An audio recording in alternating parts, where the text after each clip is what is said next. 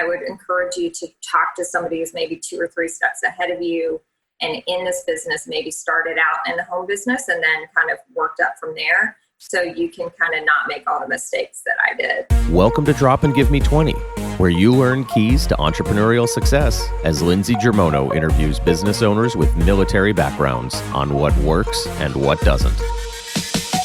Listen as they focus on the stories, both challenges and wins, that military entrepreneurs have faced in growing their businesses.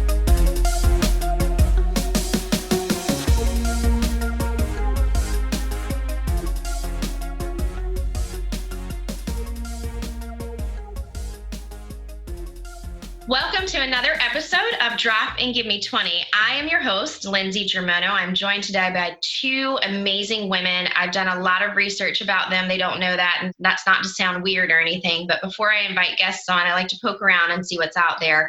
I'm so impressed by you both, and I cannot thank you enough for taking the time to come onto my podcast and share a little bit about your background and what brought you to your businesses, and so that those that are listening can get some tips and share feedback with us.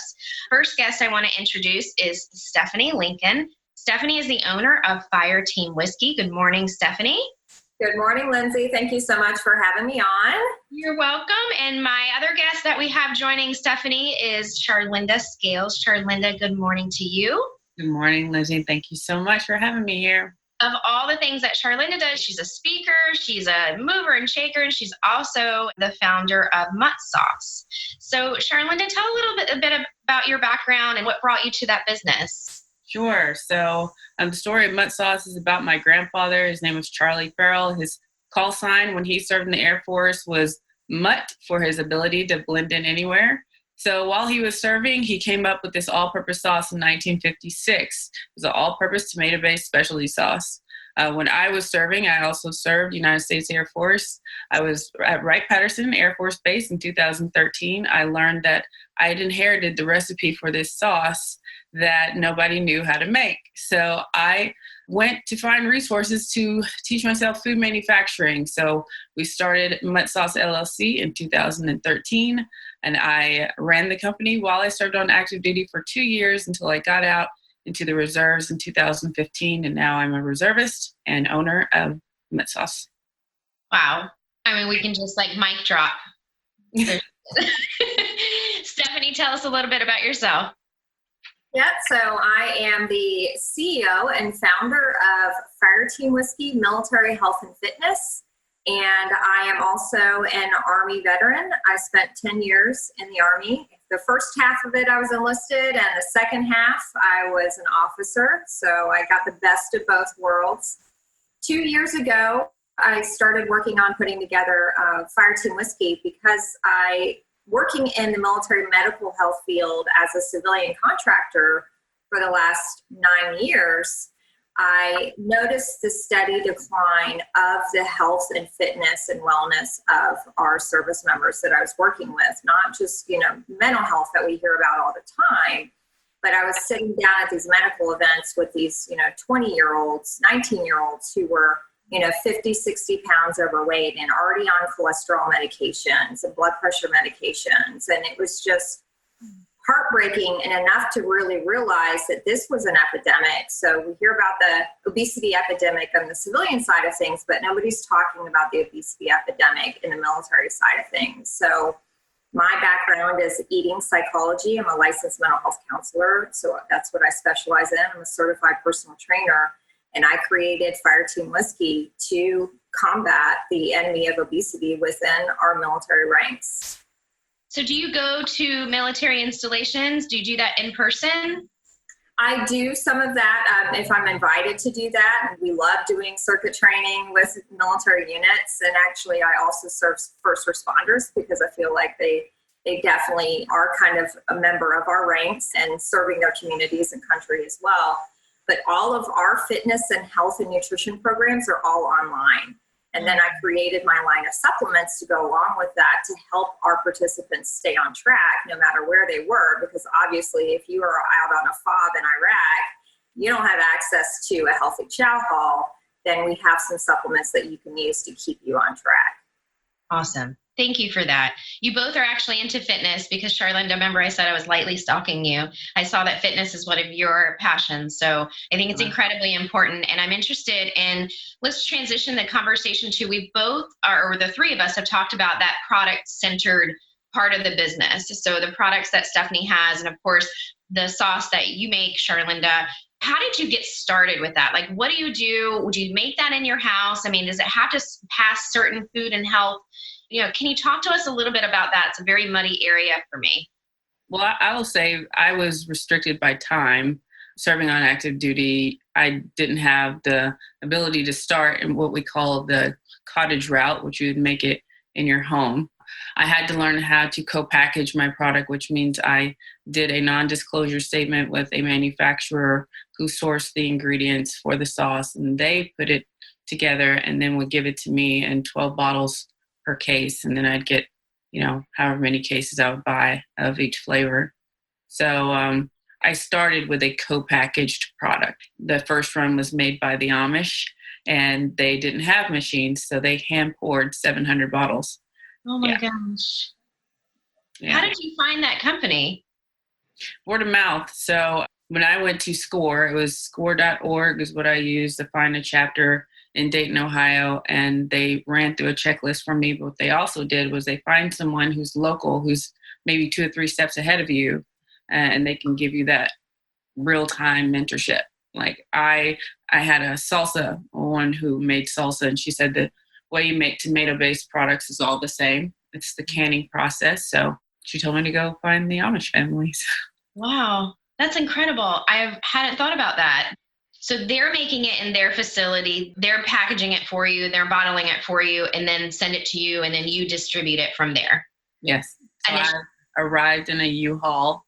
They started at 4:00 in the morning. They finished at 8:00 at night, and I took my U-Haul full of bottles of sauce and drove it back to the city and sold it. Went door to door, store to store. I would have been driving that vehicle like... I actually got pulled over. I got pulled over because I was trying to stay straight. It was windy, and he was like, "What do you have in the back?" I'm like, "Sauce." A lot, 700 something bottles. Do you want some? Because they're for sale. Yeah. Stephanie, talk to me about your packaging for your protein bars and the products that you have available. Oh boy. Yeah. Unlike Charlynda, I actually made every mistake under the sun with developing my products. I wish I would have done what she did and talked to somebody who actually makes products. I'm thinking, man, I should have done that. Well, the hope is that folks that might be in that position are listening to this podcast episode. So tell us what we need to hear. So I'll tell you all the things you shouldn't do. So I'm the queen of failure. I say that all the time. So yeah, when we were kind of developing our program, I really was set on the fact, here was my other issue, I wanted to kind of send a big middle finger to the Department of Defense because they're doing the wrong thing. They're not feeding our warfighters in the way they should be fed nutritionally in order to be healthier and better prepared for, those moments where you need to be alert and active and physically well for, combat. That's basically, we've all worn the uniform. We understand that need. So I wanted to package a product that looked like an MRE because I wanted to basically create something that looked like an MRE, but was way healthier, right? So it was kind of like my middle finger to DoD. So I started contacting vendors basically who make protein bars because I wanted a protein bar, but I also wanted a keto bar. So that's a high fat, moderate protein, low carb bar. And doing the research, there's literally at the time, that was 2 years ago, there was basically none on the market. I mean, there was maybe 1 or 2. So I learned very quickly that there are literally, I'm pretty sure, maybe 1 vendor in the entire United States, and they make every single bar that is on the grocery stores because every vendor I contacted kept sending me the same bars for samples. And I was like, okay. What's going on here? This is strange. So basically I learned in the process was most of these companies out there that have protein bars, they're not proprietary recipes. They're just from a vendor. They slap their own label on it, but it's the same exact bar. So they're literally just like 6 different bars that everybody makes, and they put their labels on them. And I wanted to find a vendor that would let me change the recipes. I wanted my own recipes. And I found one. It's one of 2 vendors in the United States that actually bake their bars, which is a concept apparently in the fitness world, and worked with their R&D team. And it took a really long time. And, I think that's why people don't do it, because they didn't have the time that I had to just take it slow and be very deliberate about the recipes. And no, I never made a bar here at home. I just worked with our R&D team, and we literally made just like batches and batches and batches, and they just kept sending them to me overnight. And I would try them and go, no, yes, they'd have to sit and you have to wait and see if they morphed into something crazy, like a science experiment. So it was a very long process. So you finally found someone? I found somebody that we made the recipes. It was about a year process, just, nailing down my recipes. And then the other mistake I made was I didn't even think about my label. I was like, oh, I know what I want it to look like. And I thought the bar vendor was just going to hook me up with the labels, and they make labels too. They're like, no, we don't make labels. We make bars. I'm like, you had to design the label and the packaging. Exactly. So then I had to find another person. I had to find a graphic designer to design my packaging, and then learn all the FDA standards when it comes to packaging your stuff. And then I had to find a vendor to do my labels. And then the labels came from China, and they had to print them. And it was a big process, and I wasted a lot of time making a lot of mistakes. Charlynda, you started to share something there. I saw your eyebrows go. So that's the second part of co-packaging is you have someone who makes your product, but you also have to make sure that you have designed and sent the labels. So that is not the co-packer's responsibility to do the labels. So you have to find a labeling company. You have to make sure if it's going to be shelf ready, although your people cannot see this, I'm going to show you, it has to have certain things on it. You need to have the barcode. You need to have the ingredients list on it. You want to put a little story, something about the product itself. And all of this has to fit and be legible. And you have to find the labeling company to print it and send the labels to the co-packer. Wouldn't one think that that's a missed element from the co-packer side? Hey, maybe we should offer this as a part of our service, but maybe it's one of those, it's just one and done, and it's not something that's very viable for them. I don't know. My entrepreneurial wheels start spinning there. There's a hiccup. Ingredients wise, are there anything that, you guys want to share with us about, even any tips, or has there been any problems when you start to, you have your ingredient list, but then something doesn't go right with it? Well, I will say for Mutt sauce, I almost ruined the first, I didn't. I have to say I am blaming my uncle, because I brought a member of my mom's generation, because that was in the contract. There's one of his children will be present at every production to make sure the flavor is right, because they've been eating it longer than I have. But I brought my uncle for the first run, and he and his taste buds thought that it needed more soy sauce, which it didn't. So it about ruined the whole batch. We had to go to Walmart, buy them out of all of their condiments to plus up the recipe. Oh my God. Yeah, because one person's palate's going to be different from the other person. Right. So once you get to the recipe, the exact recipe, we actually sign off an agreement with the manufacturer that no recipe will be altered from these specs. So that's how you maintain the consistency even when you change manufacturers. But things like now there's a celiac. It's not just a fad. Being gluten-free is not a fad. It's a real thing. We actually rolled out gluten-free this summer. It took me 3 years to find a manufacturer that could do it, because the facility has to have certain specs, and you had to find the right product. So it has to be a wheat-free soy sauce, and it's called tamari. And it took me 3 years to find someone who could make Mutt sauce with tamari. Oh my gosh. Once it's packaged, the expiration date, I guess, is associated with the ingredients. What I'm trying to ask is, how much can you prep in advance without it, there has to be a break-even point, because you don't want to have too much inventory pre-made, and it's just sitting there. how do you kind of like work through that on how much to have, pre-made for shipping, but not have too much made because of things like, expiration? Well, it depends on who you're shipping to. It depends on like your customer base. So I can't speak for her, but I know for mine, it has a 2-year shelf life. But we don't like to have inventory at all. Mm-hmm. We will basically find the stores and get them to commit to a purchase order before we have made our production. Gotcha. Yeah. So your individual sales are probably not your focus. What about you, Stephanie? And I have a totally different side of things, since I am retail sales. So I do very little wholesale. Yeah. I mean, of course, you don't want too much inventory. Most of the vendors that you will work with are going to have a minimum order.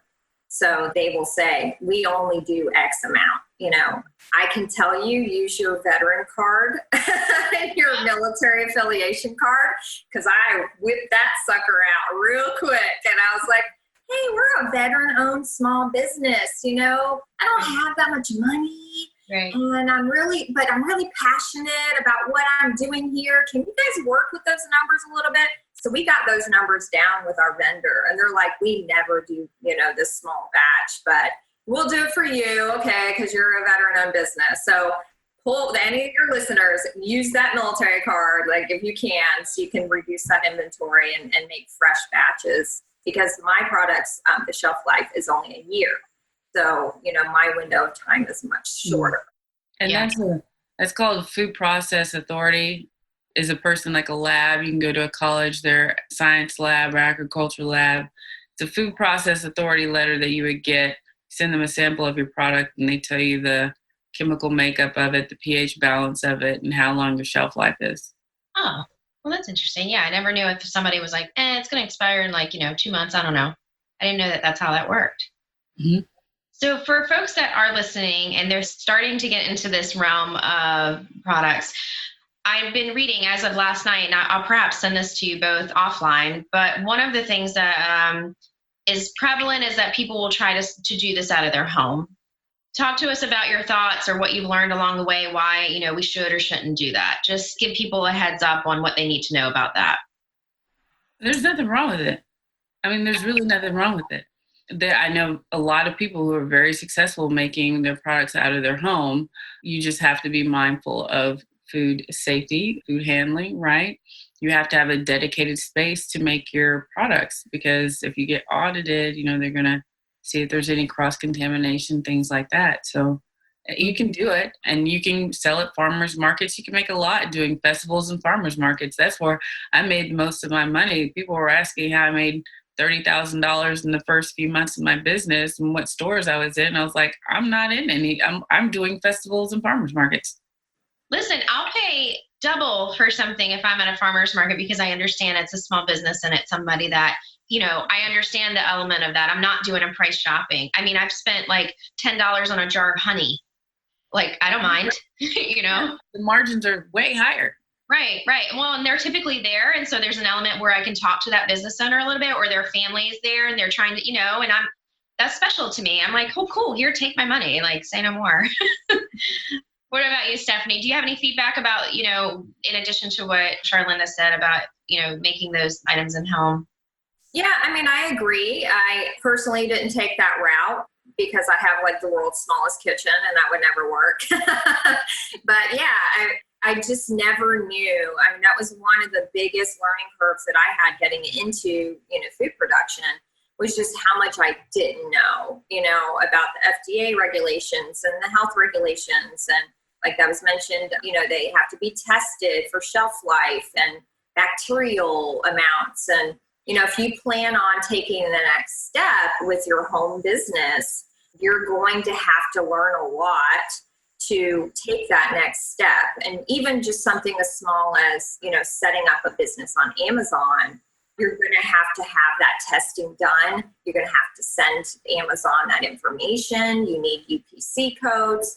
So yeah, I basically was almost all self-taught, and I probably did it the really hard way. So I would encourage you to talk to somebody who's maybe 2 or 3 steps ahead of you and in this business, maybe started out in the home business and then kind of worked up from there, so you can kind of not make all the mistakes that I did.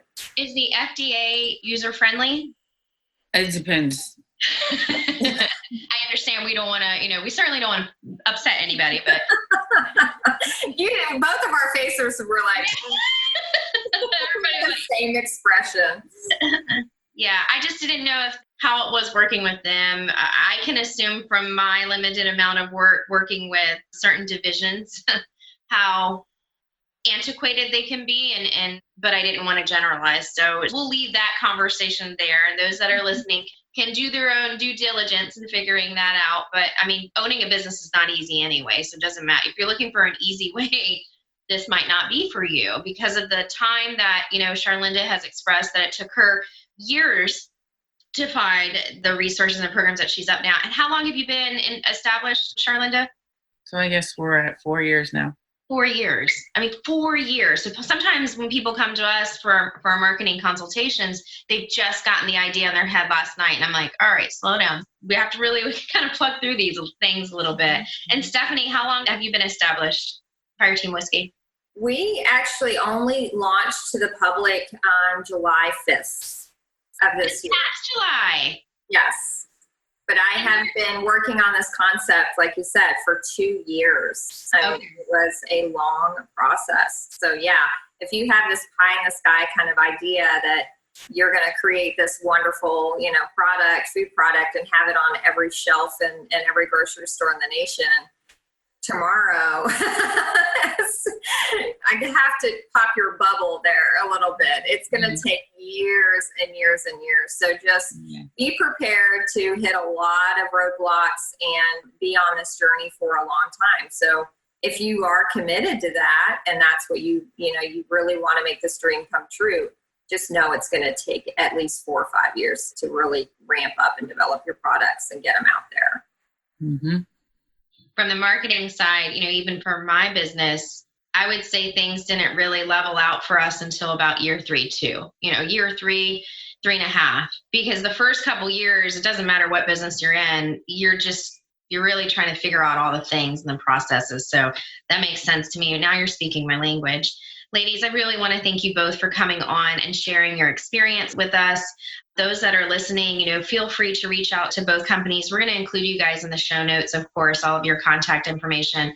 But for those that are listening, I would love for Stephanie, can you share with them how to contact you, how to support Fire Team Whiskey? Yeah, fireteamwhiskey.com and at Fire Team Whiskey on Facebook. That'll be the 2 big places you can find us. And we also provide 25% of our profits to organizations that support military members, veterans, and first responders. So please support veteran-owned small business. And we're also on Amazon. So just search Fire Team Whiskey. I went on this morning and I signed up for your email newsletter because it said something about recipes, but I don't know if I went into that mentally in the right direction as you wanted me to, because I thought recipes. Yes, we have tons of recipes. We post them every week. Awesome. And Charlynda, how can we support you? So we're at muttsauce.com, at muttsauce1956 on Facebook, everywhere else, Instagram, Twitter, at muttsauce. We're doing a charity drive right now. Our motto is one team, one fight, and all the proceeds of our t-shirt sales for the rest of the month are going to Fisher House. Oh, wonderful. Is that in regards to Tyndall? So no, it's just Fisher House Dayton. They're building a brand new Fisher House, and they needed some startup funds. So we're just the divine intervention, I guess, because I met the Fisher House folks like last week. We were at a conference, so I got to hear a little bit more about them, and I think that's wonderful. So awesome. I'm going to go online and order a shirt. I'll probably get some couple of sauces, and then of course, Stephanie, I'm going to be following all of your things, and I really appreciate you guys coming on again. Thank both of you for your service and your background and your passion for us. And if you guys have any questions for Charlynda or Stephanie, please reach out to them.